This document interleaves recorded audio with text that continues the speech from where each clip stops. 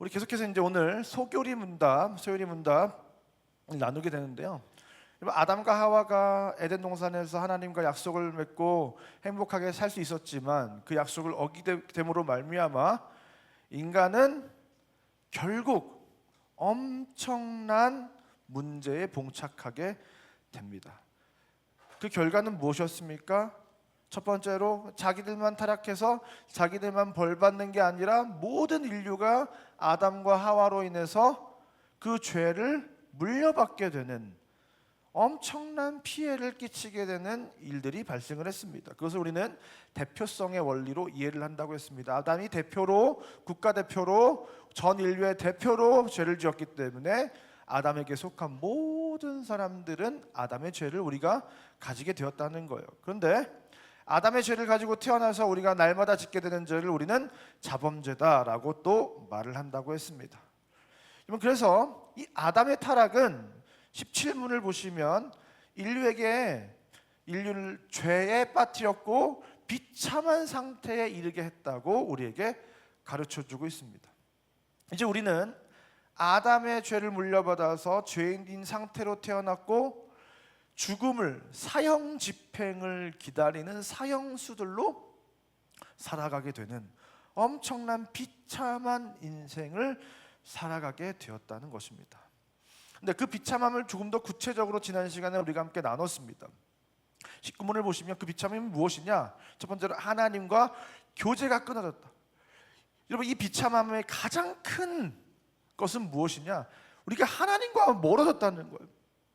하나님과 우리는 한편이었는데, 하나님께 속한 자들이었는데 하나님과 완전히 단절되어 버렸다는 거예요. 여러분, 그 하나님과 단절된다는 것으로 인해서 어떤 문제가 생긴다고 했습니까? 세상을 살아가는 동안 비참한 일을 당한다고 했어요. 불필요한, 우리가 느끼지 않았어야 하는 엄청난 감정들을 느끼게 됩니다. 수치심, 부끄러움, 양심의 가책, 두려움, 미워하는 마음, 이런 마음, 감정들을 막 느끼면서 살아가야 되는 거예요. 근데 인간과의 관계도 또 문제가 생겼습니다. 엄마랑 아빠랑 싸우는 이유가 뭐라고 했습니까? 지난 시간에 다 아담과 하와 때문이다. 아담과 하와가 아니었으면 싸울 일이 없는데, 그렇죠? 우리가 부부싸움 하는 이유는 우리 때문이 아니라 아담과 하와 때문이다. 부모, 형제가 원수가 되는 이 비극들이 막 생기는 거예요. 또 인간은 이제 비참한 고통을 당하게 됐는데, 물리적인 고통, 여자들은 해산하는 고통을, 남자들은 힘들게 노동을 해야 하는 고통을 당하게 됐고, 또 이 하나님께서 만드신 자연 만물이 완전했는데 땅이 가시덩굴을 내가지고 어떻게 된 거예요? 자연재해가 일어나고 질병이 일어나고 고통을 당하게 되었다. 그러다가 결국은 우리 인간은 무엇을 맞이하게 된다는 거예요? 살면서 고통을 당하다가 영원히 살 수 있었지만 이제는 죽음을 맞이하게 됐다는 거예요. 근데 그 죽음을 맞이할 뿐만 아니라 죽음 이후에는 어떤 고통을 당하게 된다고요? 지옥의 형벌을 당하게 된다. 이 지옥의 히브리어 이름은 게헨나, 흰놈의 아들의 골짜기라고 했습니다. 이 골짜기는 자녀를 인신제사로 바쳤던 끔찍한 죄악의 현장이었어요. 자기가 이루고자 하는 어떤 갈망이 있다면 그것을 이루기 위해서 나는 무슨 일이라도 할 수 있다고 하는 인간의 이기심과 욕망의 끝을 보여주는 장소가 바로 이 게헨나라는 공간이에요. 근데 어떻게 하나님이 그 지옥의 불구덩이를 만드실 수 있나? 어떻게 하나님이 이런 장소를 생각해내시고 고안하시고 실현하실 수 있나? 근데 여러분, 뭐라고 했습니까? 제가 이 흰놈의 아들의 골짜기는 하나님이 만든 게 아니라 사람이 만든 거라는 거예요. 우리 인간이 디자인하고 계획하고 실현했던 것을 그대로 모방해서 하나님께서 만들어 놓은 곳이 바로 이 지옥이었다는 거예요. 그래서 너희가 저지른 그 끔찍한 죄악대로 너희가 너도 한번 경험해봐가 지옥이었다는 사실입니다. 여러분, 우리 인간은 이 세상에서 고통을 당하다가 죽음을 맞이하고 죽음 이후에 지옥에 갈 수밖에 없는 비참한 인생이 되었다는 거예요. 근데 그 지옥과 그 천국 사이엔 거대한 구렁텅이가 있어서 서로 오갈 수 없는, 이제 우리가 그 지옥에 가게 됐다는 사실을 그 무엇으로도 해결할 수 없는 엄청난 결과를, 그 파국을 우리가 맞이하게 되었다. 오늘 이 신문은 그것을 어떻게 누가 해결하는가에 대한 이야기입니다. 이 신문 다 같이 읽도록 하겠습니다. 시작. 하나님은 인류가 죄와 비참한 가운데 멸망당하도록 내버려 두셨는가? 하나님은 자신의 기쁘신 뜻을 따라 영원 전부터 어떤 사람들을 선택하여 영생을 주기로 하시고 은혜 언약을 맺어 구속자를 통한 선택한 자들을 비참시켜 구원에 이르게 하십니다. 여러분, 우리 인생에 살아가다 보면 참 비참한 순간, 끔찍한 일들을 만나게 됩니다. 그럴 때 우리는 보통 어떤 행동을 하게 됩니까? 먼저 생각을 합니다. 이 문제가 나에게 어떻게 찾아왔지? 어떻게 하면 이 문제를 해결할 수 있지? 그 방법을 찾고 길을 찾고 그걸 문제를 해결해 줄 수 있는 사람을 찾고 변호사를 찾고 집안에 유력한 사람들이 누가 있는지를 찾고 사돈의 팔촌까지 막 뒤지면서 이 문제를 해결할 만한 그 방법을 찾게 되는 것이 우리 인간입니다. 그런데 오늘 이 신문의 질문은 무엇이냐? 그렇게 내가 싼 똥을 어떻게 치울 거냐? 똥 싼 사람이 그 장갑 가져와서 장갑 끼고 비닐봉투 가져와 가지고 그래서 똥을 이렇게 해가지고 비닐봉지에 넣고 물로 막 깨끗이 씻고 그래도 냄새가 나서 컴플레인이 계속 들어오면 청소 업체를 불러다가 막 이렇게 그걸 깨끗이 치우고 이런 식의 내가 이 문제를 어떻게 해결할 것인가에 대해서 오늘 이 신문은 질문하고 있지 않다는 거예요. 그 인류의 비참한 죄악, 그것을 우리 인간이 어떻게 해결할 것인가의 차원에서 접근하지 않는다는 거예요. 이 신문의 질문은 인간이 싼 똥을 인간이 어떻게 치울 것이냐가 아니라 인간이 저지른 그 죄와 비참한 결과에 대해서 인간이 어떻게 해결할 수 있는가에 대한 질문이 아니라 그것을 하나님이 어떻게 처리하시는가에 관한 질문이라는 사실입니다.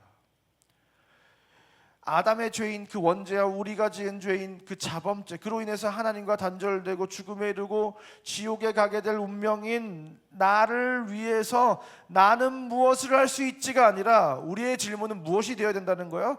그것을 위해서 하나님은 무엇을 행하시는가? 그것이 우리 인간이 던질 수 있는 질문이에요. 다행인 것은 무엇입니까? 하나님이 네가 싼 똥은 네가 치워 이렇게 말씀하시는 게 아니라 하나님께서 장갑을 끼시고 이제 그걸 치우시기 시작한다는 거예요. 그래서 하나님은 어떻게 그걸 치우시는가에 대한 질문이 오늘 질문과 그 질문의 답입니다. 어떻게 해결하셨는가? 두 가지 해결 방법인데 첫 번째는 구원받은 자들을 선택하시고 그들과 언약을 세우셨다라고 말씀을 하시는 거예요. 그리고 구원자들을 받을 자들을 이제 선택하시는데 어떤 조건에 따라서 몇몇 사람들을 선택했다라고 말씀하는 거예요. 어떤 사람들을 선택하여 영생을 주기로 하시고, 그 말은 뭐예요? 어떤 사람들은 선택을 했다는 거야, 안 했다는 거예요? 일부 어떤 사람들은 선택하고 어떤 사람들은 선택을 안 했다는 거예요.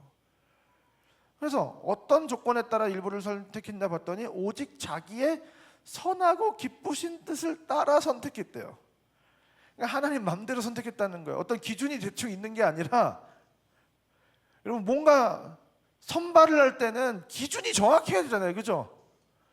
그래서 국가대표 선수를 선발할 때 달리기가 정확한 기록이 있잖아요. 9.87 1등으로 들어온 사람이 국가대표가 돼야지 10.32 이런 사람이 국가대표가 되는 게 말이 됩니까? 안 됩니까?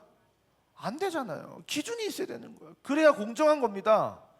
근데 하나님이 일을 하시는데 공정하지도 않고 기준도 없이 하나님이 일을 하시네요. 하나님은 왜 누구는 선택하시고 누구는 선택하지 않으셨나? 우리의 질문은 왜 몇몇 사람만 살고 왜 몇몇 사람은 죽도록 하나님께서 내어버리시는가? 이것이 지금 우리가 하게 되는 질문인데요.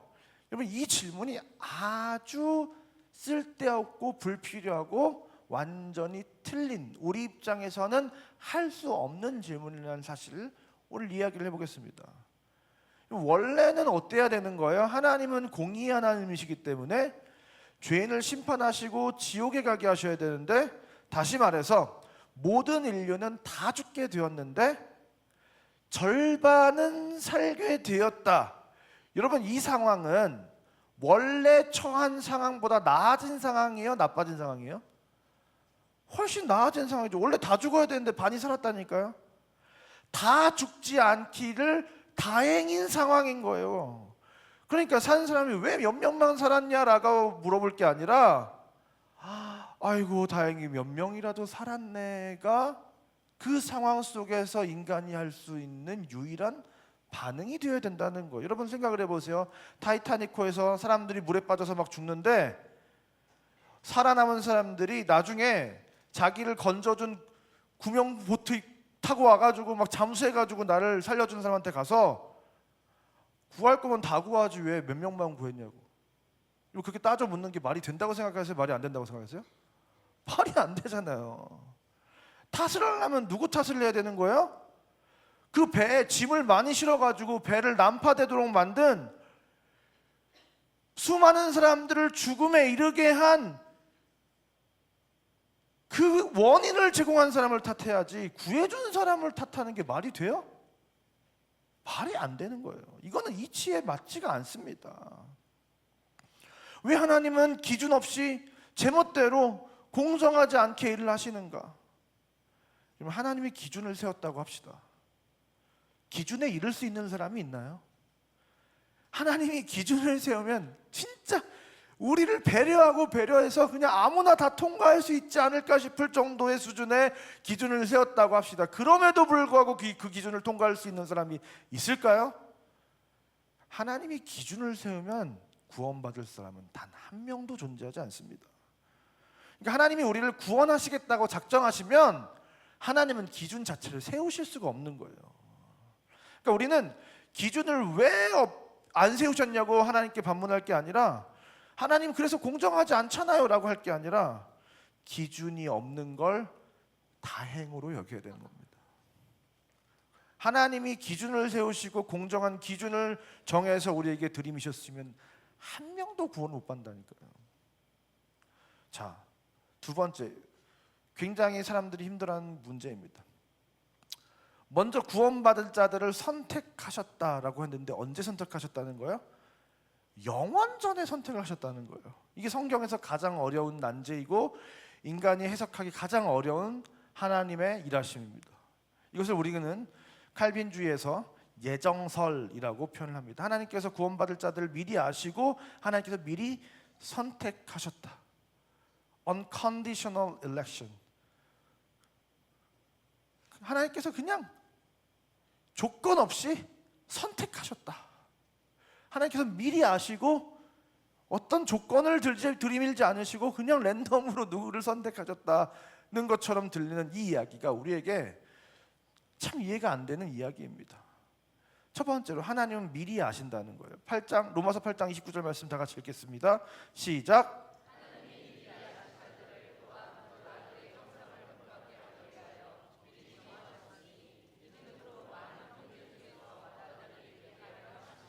네, 하나님은 미리 아신다는 거예요. 뭘 아신다는 거예요? 누가 구원받을지 못 받을지. 산타클로스가 누가 착한 애인지 누가 나쁜 애인지를 아는 것처럼 하나님은 누가 구원을 받을지 누가 구원을 못 받을지 미리 아신다. 근데 그걸 어떻게 아시냐? 하나님이 정했으니까 안다. 그렇잖아요. 미리 하나님이 정해서 그걸 알고 있다는 거예요. 그래서 언제 정했냐? 에베소서 1장 4절부터 5절 말씀을 보니까 곧 창세 전에 그리스도 안에서 우리를 택하사 우리도 사랑 안에서 그 앞에 거룩하고 흠이 없게 하시려고 그 기쁘신 뜻대로 우리를 예정하사 그리스도로 말미암아 자기의 아들들이 되게 하셨으니. 네, 하나님의 기쁘신 뜻대로 자기 마음대로 우리를 예정하사 미리 정했다는 거예요. 언제요? 곧 창세 전에 그리스도 안에서 우리를 택했다. 창세전, 시간이 창조되기 전 영원 속에서 하나님은 우리를 구원하실 것을 작정했다는 거예요. 따라서 여러분, 하나님이 미리 하신다는 말은 사실상 하나님에게 성립될 수 없는 말이라는 것을 오늘 우리가 함께 이야기 한번 나눠보도록 하겠습니다. 여러분, 하나님이 무언가를 안다고 할 때 아는 것과 우리가 안다고 할 때 무언가를 아는 것은 전혀 다른 성질의 것입니다. 특별히 창조된 피조물로서 창조된 피조세계, 그 안에 하나님께서 세팅하신 시간이라는 속성 안에서 살아가는 우리 인간은 이 시간성을 과거, 현재, 미래로만 이해할 수 있어요. 그래서 우리 인간이 미리 안다는 것은 어떤 의미를 가지고 있습니까? 어떤 일이 일어나기 전에 미래의 일을 과거에 미리 알고 있다는 측면에서 미리 안다는 거예요. 그 말에는 미래와 과거가 함께 담겨져 있는 거예요. 미래를 알고 나는 이미 오래전에 과거에 그걸 알았다라는 의미를 가지고 있다는 겁니다. 근데 잘 보세요. 자, 이 창조는 한번 저걸 보시면 창조로부터 하나님께서 시간을 동시에 창조하셨어요. 나를 만드셨어요. 그래서 시간이 시작됐습니다. 그래서 이 창조가 펼쳐지고 있는 이 순간에는 시간이 흘러가고 있어요. 그런데 종말이 되면 어떻게 되는 거예요? 그 시간은 종료가 됩니다. 이 창조 세계가 끝이 나는 순간이 오면 하나님이 창조하셨을 때 만드셨던 이 시간성은 완전히 소멸되고 맙니다. 그렇기 때문에 이 시간성은 피조 세계에 있는 피조물인 인간에게 적용되는 것이지 신이신 하나님에게 적용되지 않아요. 하나님이 창세 전에 우리를 작정하셨다고 하는 말은, 잘 보세요, 시간이 시작된 시점보다 이전의 시점을 말하는 게 아니에요. 이 말은 영원 속에서 하나님께서 이것을 알고 작정하셨다는 차원입니다. 그러니까 우리가 화가 나는 건 뭐 미리 알았으면서 왜 그래? 하나님은 과거에 하셨잖아. 그냥 이런 고민을 하게 된단 말이에요. 근데 그게 아니라는 거예요. 그럼 잘 보세요. 시간을 창조하기 전, 그 창세 전에는 그 영원이라고 하는 것은 그냥 이 영원 속에 그 시간이 그냥 한 점 정도로 있는 거예요. 그러니까 영원은 시간 전이 아니다. 그래서 이 영원 속에서는 시간이 존재하지 않거든요. 그래서 이 영원은 시간을 초월하는 초시간성이라고 보는 거예요. 과거, 현재, 미래에 국한되지 않는 무언가, 그거를 우리가 이제 영원이라고 하는 건데, 영원은 시간이 무한대로 가면 영원이 되는 게 아니라는 거예요. 시간과 차원이 완전 다른 이야기예요. 이 창조된 시간을 초월하는 시간과는 전혀 다른 무언가인데, 예를 들어서 이런 거예요. 우리가 천국을 인식할 때 하늘을 뚫고 올라가면 우주가 있고 우주를 뚫고 넘어가면 천국이 있는 거예요? 아니잖아요. 과거로부터 현재를 넘어서 미래를 넘어서 미래에서 계속 가다 보면 영원히 있는 거예요? 그게 아니라는 거예요. 천국이 이 하늘과 우주를 초월한 다른 세계인 거와 마찬가지로 이 시간도 이 시간이 영원히 흐르는 것이 영원이 아니라 시간과는 전혀 다른 성질의 무언가. 여러분, 그냥 내가 복음이 이해가 되고 믿어진다, 오늘 설교를 집중해서 안 들으셔도 돼요. 굉장히 피곤한, 우리 머리를 더 아프게 만들고 주일날 이거 안 시켜야 되는데, 근데 막 나 이게 막 너무 궁금하고 막 이해가 안 되고 그래서 하나님 믿고 막 이렇다, 그럼 들으세요. 자, 그래서 중요한 건 뭐냐, 시간이 계속 흘러간다고 영원이 되는 게 아니라 영원은 시간을 초월하는 시간과 전혀 다른 속성이다. 그래서 이 하나님은 시간을 초월하는 영원을 누리시는 분이고, 그래서 이 미리 아신다는 개념을 시간성으로 이해하게 되면, 그 시간성을 가지고 이것을 하나님께 적용하게 되면 심각한 오류가 발생하는 거예요. 왜? 하나님은 시간에 속하시는 분이 아니라 시간을 창조하시고 시간을 주무르시는 분이기 때문에. 그래서 이 하나님은 시간을 초월하시는 분인데, 다시 말해서 과거, 현재, 미래라는 시제가 하나님께 적용되지 않는 분인데, 하나님이 미리 아신다고 하는 말은 어떻게 다시 풀어서 얘기할 수 있다? 하나님은 아주 오래전 그 과거에 미리 미래를 아셨다. 이 말은 신이신 하나님께 쓸 수 있는 말이에요, 없는 말이에요? 없는 말이라는 거예요. 그래서 영원 속에 계신 하나님을 시간에 넣게 되는 오류에 빠지게 됩니다. 그러니까 이 미리 하신다는 표현을 우리가 어떻게 이해해야 되냐? 이 표현은 하나님이 하시는 일들을 인간에게 설명을 해야 되는데, 인간에게 설명할 수 있는 말이 하나님의 지혜로밖에 완벽하게 설명할 수가 없는 거예요. 하나님의 지혜의 체계를 가져야지만 완전히 설명할 수 있는데, 인간의 한계성을 가진 그 지혜와 그 시간성 안에서는 설명이 안 되는 거예요. 그래서 하나님이 설명할 수 있는 최선의 방법을 쓰신 것이 하나님이 미리 아신다는 표현이다. 그래서 하나님은 과거의 무언가를 미리 아신 게 아니라 시간을 떠나서 그냥 아는 거예요. 그냥 영원히 알고 있는 겁니다. 그리고 이거를 우리 인간이 그냥 어렴풋이 그런 거 할 수 있지만 완벽하게 이해하는 건 사실 불가능해요. 왜냐하면 우리 신이 아니니까. 그래서 도대체 그러면 하나님께서 뭘 설명하시려고 하나님께 성립되지 않는 말을 쓰셔서, 이 미리 안다는 표현을 쓰셔서 우리에게 도대체 무엇을 말씀하시려고 하는 것인가? 잘 보세요. 만약에 하나님이 누군가 구원받을지 모른다고 표현을 해버리면 어떻게 되는 겁니까? 하나님은 전지전능한 하나님이에요? 아니에요? 그렇게 되면? 아닌 거예요. 무언가를 모르는 신은 신이에요? 아니에요?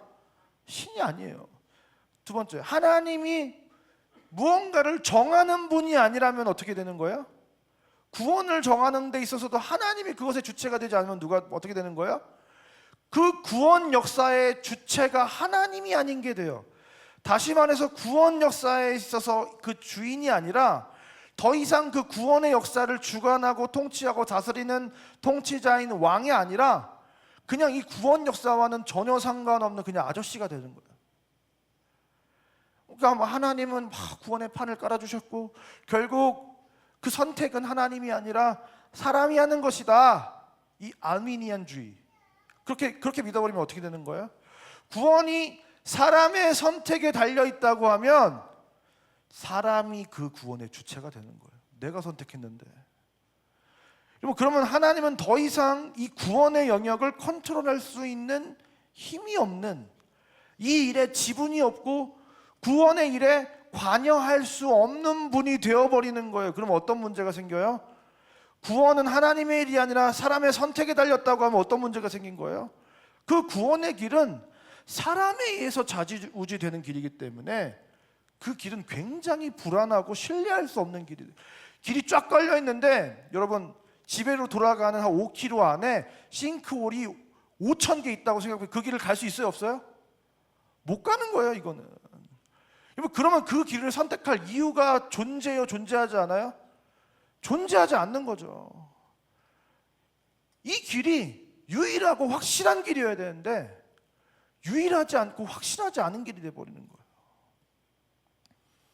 거예요. 그냥 조금 더 확실한 길조차도 아닌 거예요. 착한 일을 많이 하세요, 불공을 들이세요는 똑같은 길이 되는 겁니다. 그러면 뭐다?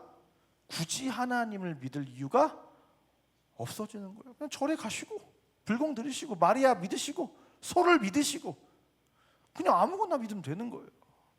그래서 그 하나님께서는 이 구원의 주체와 주관자가 하나님이시라는 것을 분명하게 하시기 위해서 구원받을 수 있는 확실하고 분명하고 유일한 한 가지 길을 우리에게 제시하기 위해서, 우리가 그 길만 따라오게 하기 위해서 이 시간 속에서 살고 있는 인간의 그 이해력의 한계 속에서 그 구원의 확실성을 하나님에게만 있다는 것을 인간이 깨달을 수 있는 유일한 표현, 이걸 표현할 수 있는 인간의 언어가 이것밖에 없기 때문에 어쩔 수 없이 하나님께 성립되지 않는 말을 가지고, 이 미리 아신다는 표현을 가지고 우리에게 설명을 하신 것입니다.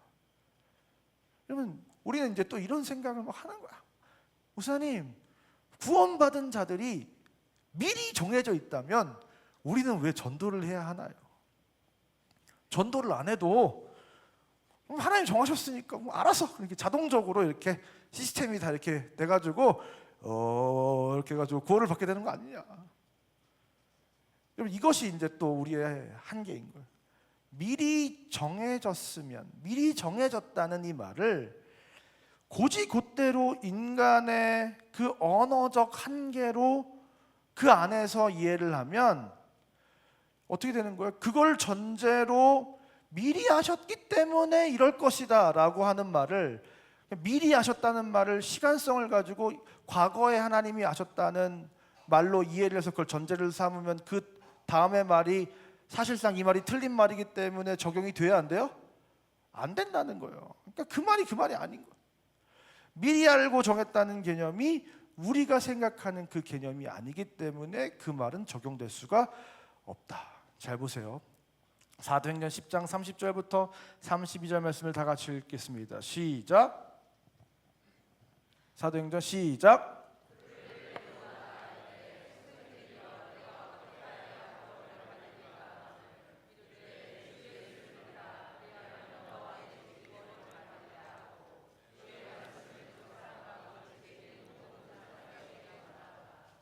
아멘. 자 보세요. 지금 바울과 실라가 감옥에서 막 지진 노래 찬송 부르고 막 지진 나고 하니까 막 간수들이 벌벌 떨면서 와 어떻게 이게 진짜 하나님이다 막 이러니까, 그러면서 뭐라고 한 거예요? 선생들이요 내가 어떻게 하여야 구원을 받으리까 하고 간수들이 바울과 실라한테 물어봅니다. 그때 우리가 너무나도 잘 아는 말씀 뭐예요? 주 예수를 믿으라 그리하면 너와 내 집이 구원을 받으리라 했다는 거예요. 여러분 이 말을 통해서 우리는 어떻게 생각하겠는 거예요? 아 그러면 내가 구원을 받으면 우리 집이 다 구원받았으니까 전도 안 해도 되네? 이렇게 생각하게 된다는 거예요. 여러분 이것도 이제 나중에 우리가 한번 설명할 기회가 있으면 조금 더 설명을 하겠지만 이게 지금 굉장히 간단한 문제가 아닙니다. 이건 역시 하나님의 언약적이고 그 구원을 영원 속에서 이루시는 하나님의 어떤 속성에서 이루어지는 것인데, 이것을 그 영혼의 시선에서 보면 희미하게 이해가 될까 말까 하는 이야기예요. 근데 중요한 건 뭐냐면 32절입니다. 주 예수를 믿으라 그리하면 너와 내 집이 구원을 받으리라 했으면 어떻게 되는 거예요? 말 그대로라면 그 말을 그냥 고지 그대로 받아들이면 가족들한테는 복음을 안 전해도 되는 거예요. 그런데 32절에 주의 말씀을 그 사람과 그 집에 있는 모든 사람에게 전하더라. 그럼에도 불구하고 그것이 나의 구원으로 인해서 우리의 가족이 구원을 받게 되는 것이 기정사실화 된다고 해도 반드시 그 과정은 뭐가 필요하다? 주의 말씀을 그 사람과 그 집에 있는 모든 사람에게 전하더라. 그 가정에게, 그 구성원에게, 가족들에게 복음을 전하는 일은 반드시 필수적으로 시간 속에서는 일어나야 된다는 거예요. 내가 구원을 받고 나의 모든 가족이 구원을 받게 되는 건, 그래서 내가 복음을 가족에게 전해서 결국 그들이 구원받게 되는 모든 과정을 포함하는 일인 거예요. 여러분 그 시간을 초월하는 영원한 알을 통해서 내가 구원받으면 가족도 구원받게 될 것이라는 무언가가 그 안에 그 영원적으로 함축된 말이거든요. 언약적으로. 그래서 거기엔 반드시 시간 속에서, 시간의 흐름 가운데서 그들에게 복음을 전하는 사건은 시간 속에서는 반드시 일어날 때 그 영혼 속에서 그것이 이루어집니다. 어렵죠? 그래서 그냥 그런가 보다 하시면 돼요. 그래서 로마서 10장 14절에 그런즉 그들이 믿지 아니한 일을 어떻게 부르리요? 듣지도 못한 일을 어찌 믿으리요? 전파하는 자가 없이 어찌 들으리요? 여러분 생각을 해보세요. 시간 속에서는 순서가 중요한데 복음을 안 들으면 어떻게 그 복음을 믿을 수가 있냐는 거예요. 주 예수를 부르는 자는 구원을 얻는다고 했는데, 부르려면 믿을 수가 있어야 되고, 믿으려면 들어야 되는데, 들으려면 누가 말해줘야 되는데, 말해주는 그 인과관계가, 시간의 순서가 이 시간 속에서는 일어나야 된다는 거예요. 영혼 속에서는 다른데, 그 문제가 다른 문제인데, 우리가 살아가고 있는 이 시간 속에서는 그 사람이 믿기 전에 누군가가 복음을 전한 일이 시간성 안에서는 반드시 일어나야 되는 거예요. 전파하는 자가 없이 어찌 들으려. 사랑하는 성도 여러분, 이 구원의 확실한 길은 미리 아시고 정하시는 하나님에게만 존재하는 줄 믿습니다. 여러분, 그 구원의 유일한 길은 하나님이 정하신 길이신 예수 그리스도, 그 한 길밖에 없는 줄 믿습니다. 그래서 이 시간 주 예수 그리스도를 먼저 믿게 된 저와 여러분이 이 시간 속에서 복음을 전하는 그 사건을 발생시킴으로, 그래서 우리의 사랑하는 사람들이 구원을 얻게 되는 것을 통해서 그 시간을 초월하는 영원 속에서 하나님이 이미 완성하신 구원의 역사를 이 시간 속에서 연출해내야 된다는 거예요. 그 구원의 역사, 그 영원한 하나님의 구원 역사에 저와 여러분이 이 시간 속에 보냄을 받은 놀라운 존재들인 줄 믿습니다. 그래서 예수님이 왜 오신 거예요? 그 시간을 뚫고 오셨다고 우리가 찬양 고백을 하잖아요. 왜? 시간을 뚫고 예수님이 오셔야 이 시간성에 있는 사람들에게 그 구원의 효력이 발생하기 때문에. 여러분, 우리가 이 시간 속에 영원한 하늘나라에 가지 않고 이 시간 속에 거하는 유일한 이유 한 가지는 우리가 시간 속에 있는 자들에게 구원의 역사를 도출해내야 하는 존재들이기 때문에 우리가 이 세상에 머물고 있는 줄 믿습니다. 오늘 시간 그 영혼 속에서 일어나는 놀라운 하나님의 구원 역사를 이 시간 속에서 연출해내고 발생시키는 놀라운 존재, 그 천국의 기록이 남는 놀라운 인생으로 이 인생을, 우리가 남은 여생을 그렇게 살아가시는, 이 땅에 존재하는 분명한 이유가 실현되는 저와 여러분의 인생 되시기를 주님의 이름으로 축원드립니다. 시간 다 같이 잘 일어나셔서 함께 고백하겠습니다.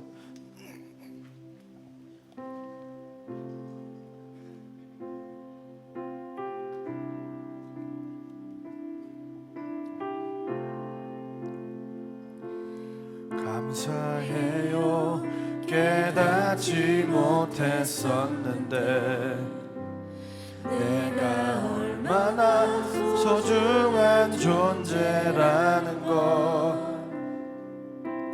태초부터 지금까지 하나님의 사랑은 항상 날 향하고 있었다는 걸 고마워요. 그 사랑을 가르쳐준 당신께, 주께서 허락하신 당신께 그리스도의 사랑으로 더욱 섬기며 이제 나도 세상에 전하리라.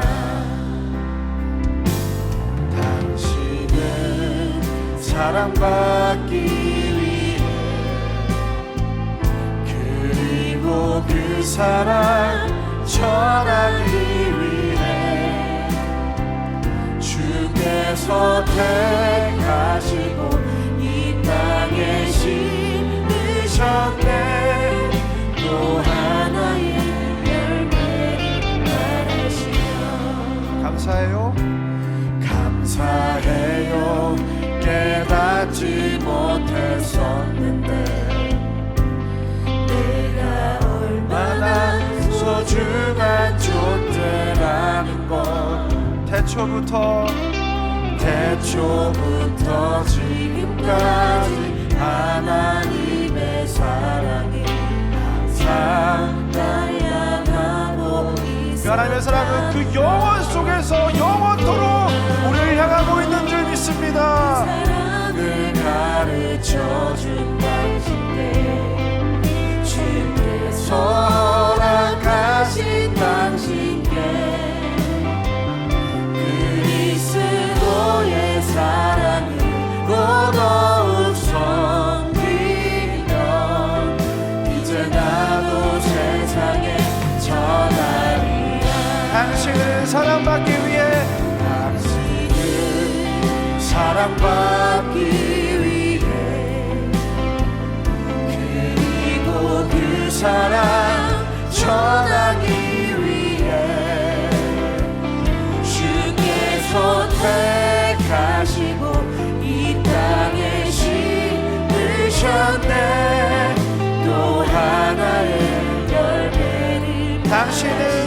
사랑받기 위해 당신은 사랑받기 위해 그리고 그 사랑 전하기 위해 주께서 택하시고 우리를 그 시간 속에 머물게 하셨습니다. 심으셨네. 또 하나의 우리 마지막으로 당신은 사랑받기 위해 당신은 사랑받기 위해 그리고 그 사랑 전하기 위해 주께서 택하시고 이 땅에 심으셨네. 또 하나의 그들은 모두 주가 필요해. 그들은 모두 주가 필요해. 주가 필요해. 깨지고 상한 마음, 깨지고 상한 마음, 주가 여시네. 그들은 모두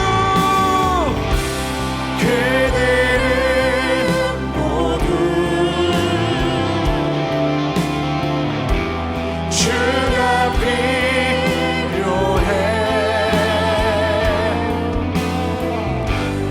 모두 알게 되리. 사랑의 주. 여러분, 사랑하는 상고의 성도 여러분, 지금도 이 세상에 절망과 저주 가운데 있는 수많은 영혼들에게 그 영원한 하나님의 구원이 필요한 줄 믿습니다. 그 구원은 영혼 속에서 일어나는 하나님의 역사인데, 그 구원이 이 시간 속에 실현되기 위해서 예수님이 찾아오셨고, 지금 이 순간에는 그 예수 그리스도의 흔적, 영원의 파편을 가진 저와 여러분만이 이 세상 속에서 그들을 구원할 수 있는 위대한 존재들인 줄 믿습니다. 이 시간 한번 기도할 때, 주님, 전파하는 자가 없이 어찌 들으리요. 주님, 내가 그 전파하는 자가 되어 그 영원한 하나님의 구원 역사의 일부가 되고 주체가 되는 그 놀라운 역사에 동참하는 우리 인생이 되게 해달라고 시간 같이 주의 부르고 간절히 기도하며 나가겠습니다. 주여, 하나님 감사합니다. 그 영원 속에서 작정하시고, 영원 속에서 인내하시고, 영원 속에서 구원을 이루어가시네. 그 구원을 이루기 위해서 이 시간 속으로 예수님을 도입하시고, 지금도 이 땅의 수많은 하나님의 백성들을 이 시간 속에 머물게 하시면서 영혼을 소유한 우리가 이 세상 가운데 그 영혼을 물들이기 원하시는 하나님, 우리 인생이 하나님 이 세상 가운데 하나님 그 영혼을 전달하는 영원한 구원 역사를 시간 속에서 실현하는 놀라운 인생이 되길 원합니다. 우리 인생이 정말로 그 하나님의 놀라운 역사에 일부가 되고 동참하는 자들이 되고, 예수님이 이 땅에 시간을 끌고 섰던 것처럼 우리도 이 시간 속에서 구원 역사를 연출해가는 하나님 놀라운 존재들이 되길 원합니다. 지금까지 우리가 이 세상을 살아가는 이유가 불편했다면, 우리가 시간 속에 놓여져 있는 유일한 이유, 이 시간 속에서 영혼을 침투시키는 그 놀라운 존재라는 사실을 기억하고, 단순히 돈 벌기 위해서 일하는 게 아니라 그곳에 영혼을 침투시키기 위해서 내가 존재한다고 하는 놀라운 사명을 가지고 이 세상을 살아가는 우리 모두가 될 수 있도록 하나님 역사하여 주시옵소서. 지금도 그래서 깨어지고 상한 영혼들을 향하여 하나님, 그것을 유일하게 해결할 수 있는 그 영원한 진리, 구원의 소식, 천국의 기쁜 소식을 전하는 우리가 될 수 있도록 하나님 역사하시고 인도하여 주시옵소서. 그들은 모두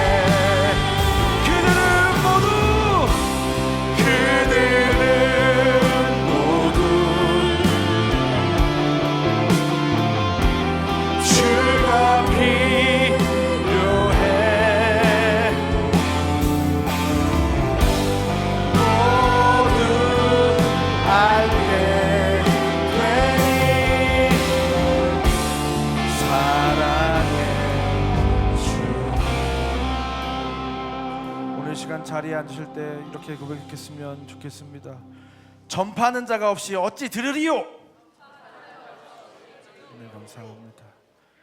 예전에 제가 여호와의 회의에 참여한 자 말씀드렸잖아요. 우리는 이 세상에 있지만 천국의 회의에 참여하는 자, 그것을 어떤 끈으로 그게 연결됐다고 했습니까? 기도의 끈으로 연결되어 있다. 그래서 우리 하나님께서 교회에게 천국 열쇠를 줬다고 말씀하시는 거예요. 우리가 이 세상에 존재하는 이유는 이 세상에 천국과 연결된 존재로서 그 초월하는 영원한 그 초월적인 신비와 계획을 이 땅에 흘러보낼 수 있는 존재이기 때문에 저와 여러분이 존재한 줄 믿습니다. 여러분, 그 존재의 목적에 합당한 아름다운 열매를 맺으며 살아가는 저와 여러분 되시기를 주님으로 축원드립니다. 오늘 이 시간에는 준비한 예물 봉헌하는 시간 가질 텐데요. 오늘은 아까 말씀드린 대로 사랑한 데이 이 작정 여러분들 하실 수 있도록 이렇게 펜을 나눠드릴 테니까 펜 필요하신 분들은 손을 들어서 표현해 주시면 감사하겠습니다.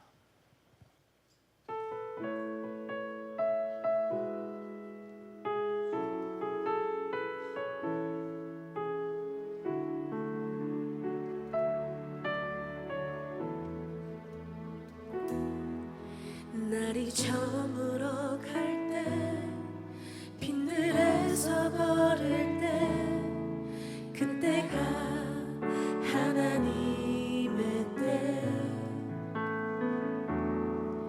내 힘으로 안 될 때 빈손으로 걸을 때 내가 고백해 여호와 이래 우리 모인 이곳에 주님 함께 계시네 누리네 아버지 은혜 적은 떡과 물고기 내 모든 걸 드릴 때 모두 고백해 여호와 이래 주가 일하시네 주가 일하시네 주께 아끼지 않는 자에게 주가 일하시네 주가 일하시네 신뢰하며 받는 자에게 주가 일하시네 주가 일하시네 주께 아끼지 않는 자에게 주가 일하시네 주가 일하시네 신뢰하며 받는 자에게 여러분 다 쓰셨죠? 네. 여러분 이게 사실 오늘 이 설교를 듣고도 안 쓰면 문제가 있는 겁니다. 그래서 우리가 이 땅에 존재하는 이유가 있는데 내 주변에 믿지 않는 사람이 한 명도 없는 사람 없으실 거고 그 사람을 구원해야 되겠다는 마음이 드는 사람이 한 명도 없다. 이거는 우리가 이 세상을 이제 떠날 때가 됐다는 여기 살아 있을 이유가 없는 거예요, 사실. 그러니까 여러분들 작정하시고 그냥 이 사람 전도하기 너무 힘들어요, 목사님. 이 사람 한 3년 걸려요. 막 이렇게 생각하시는 분들 있다면 적으세요, 그 사람을. 3년 동안 기도하시면 돼요. 그러니까 여러분들 이번에 데려올 거예요라는 사람을 적는다는 의미보다는 그 사람을 위해서 내가 지금 작정을 하고 이번이 아니더라도 다음번이라도 이 사람을 위해서 그때까지 올 때까지 내가 기도하겠다. 그런 마음을 가지고 여러분들이 그때까지 계속 섬기겠다. 그런 마음을 가지고 적으시면 됩니다. 그래서 그런 기준에 따졌을 때 못 적을 사람이 한 명도 없습니다. 그래서 오늘 몇 명이 작정하는지를 제가 보고 지난주 에스라의 심정으로 가산을 몰수하거나 제가 하도록 할 테니까 여러분들 그런 줄 아시고 작정을 해주시면 감사하겠습니다. 오늘 봉헌한 귀한 가정에 있습니다. 성현진 지사님, 고승우 친구를 위해서 큰 박수로 격려하겠습니다.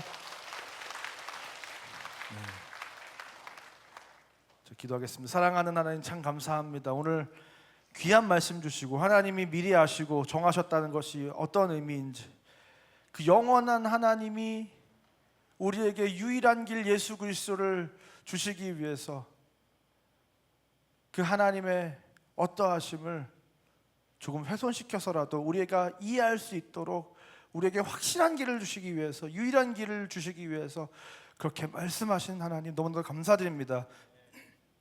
하나님, 우리가 그 영원 속에서 하나님의 구원 역사가 이루어질 때, 시간 속에 침투하는 복음의 역사, 그 영원의 파편이 있을 때 그 복음의 역사가 시작된다는 사실, 그렇게 예수님이 영원에서 시간으로 침투하셨다는 사실, 우리가 이 땅에 존재하는 이유도 이제 예수 그리스도가 우리 안에 있기 때문에 그 하늘과 연결되어서 예수님의 이름으로 기도할 때 우리는 그 여호와의 회의에 참여하는 자가 되어서 그 하나님의 구원의 계획과 역사가 실현될 때 시간 속에서 그 영원의 파편을 전달하는 놀라운 존재, 그것 때문에 이 땅에 존재하는 존재, 그 놀라운 하나님의 역사에 동참하는 존재가 우리라는 사실을 하나님 깨닫게 하시는 하나님 너무나 감사드립니다. 하나님, 먹고 살라고 행복하려고 이 땅에 살아가는 것이 아니라 우리가 살아가야 하는 진짜 이유와 목적을 우리가 발견하게 하시고 그 목적대로 살아갈 때 하나님께서 허락하시는 이 세상에서 충실하게 살아갈 때 누릴 수 없는 그 하나님과 연결되어 그 하나님의 일들이 내 삶 가운데 펼쳐질 때만 느낄 수 있는, 그 하나님만 느낄 수 있는, 그 영혼 속에서만 느낄 수 있는, 천국에서만 누릴 수 있는 그 놀라운 영혼의 파편들을, 초월적인 하나님의 역사들을, 초월적인 기쁨을, 초월적인 평안을, 기적을 경험하게 되는 우리 인생들 다 될 수 있도록 하나님께서 우리 가운데 우리의 본분대로 살아가게 되는 은혜를 허락하여 주시옵소서. 하나님, 그때 우리를 통해서 그 영원한 구원의 신비가 전달될 때, 이 시간 속에서 구원의 역사가 펼쳐져서 우리가 복음을 전하는, 천국에 속한 그 복음을 전하는 그 복음의 역사를 통하여 수많은 사람들이 예수 그리스도께로 돌아오게 되는 그 놀라운 역사를 우리가 경험하게 하여 주시옵소서. 하나님, 떨리고 두렵기도 하고 하지만 하나님, 우리가 용기를 내어서 성령님께서 지혜를 주시고 힘을 주실 것을 기대하며 우리가 그 복음의 현장으로 달려가오니 주님께서 우리와 함께 하시고 하나님의 능력으로 말미암아, 나의 힘이 아니라 하나님의 능력으로 말미암아 그 일들이 이루어지는 것을 우리가 보게 하여 주시옵소서. 그로 인하여 그 하나님께서 구원의 역사를 베푸셨다고, 내가 그 현장에 함께 있었고 동참했다고 감격하여 하나님께 영광을 돌리는 우리의 모든 인생들 다 될 수 있도록 인도하여 주시옵소서. 하나님, 귀한 가정, 하나님 봉헌한 가정을 기억하여 주시옵소서. 이 가정이 많은 사람들을 옳은 대로 돌아오게 하여 하늘의 별과 같이 빛나는 지혜 있는 가정 되게 하여 주시옵소서. 이 가정 가운데 구원의 역사를 허락하여 주시옵소서. 이 두 사람이 이 가정에 그 영원 속에 연결되어 이 시간 속에서 하나님의 구원의 복음의 역사를 하나님 모든 가족과 수많은 이웃과 나와 관계하는 사람들에게 그 영원의 구원의 역사를 펼쳐내는, 이 시간 속에 가져오는 놀라운 존재로 이 땅을 살아가는 가운데 하나님께서 허락하시는, 먼저 그 나라와 그 일을 구할 때 베풀어 주시는 모든 것을 풍성하게 누리는 귀한 인생 되게 하여 주시옵소서. 자녀의 삶을 기억하시고 하나님께서 선하신 역사를 함께 하시고 형통하게 하시되 하나님만 따르고 하나님만을 쫓아가는 그 인생으로 살아갈 수 있도록 하나님께서 은혜 위에 은혜를 부어 주시옵소서. 이제는 우리 구주 예수 그리스도의 은혜와 하나님의 사랑과 성령 하나님의 감화 감동 우리 교통 충만한 역사가 오늘 이 시간 지혜 있는 자가 되어 그 영원 속에 있는 신비를 이 시간 속으로 투입시키는 그 놀라운 일에 부르심을 받았다는 것을 기억하고 그렇게 살아가기로 결단하고 돌아가는 이 자리에 모인 모든 주의 자녀들 머리머리 위에 지금도 온 세계 열방에서 그 영원한 천국 복음을 이 땅 가운데 흘러보내는 수많은 하나님의 사람들 머리머리 위에 영원까지 함께 있을지어다.